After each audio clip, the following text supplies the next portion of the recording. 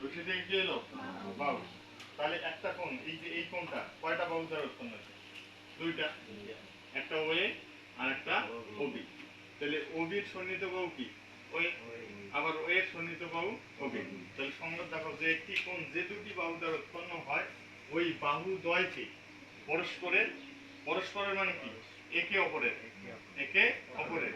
তার মানে OA AB এর সন্নিহিত বাহু, ঠিক আছে, ওএ ওবি এর সন্নিহিত বাহু। বোঝা গেছে?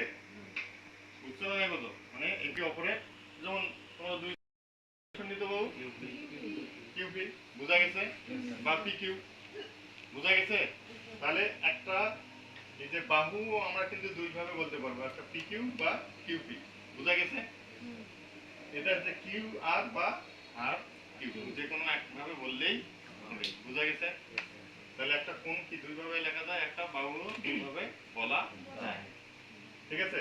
তাহলে কিউ আর এর সন্নিহিত বাহু পি কিউ, আবার পি কিউ এর সন্নিহিত বাহু কিউ আর, বোঝা গেছে? সন্নিহিত বাহু বোঝা গেছে? এই বোঝা গেছে? আচ্ছা, তাহলে এটা হচ্ছে আমাদের কি? সন্নিহিত বাহু, ঠিক আছে? তাহলে এরপর আমরা কোণের প্রকার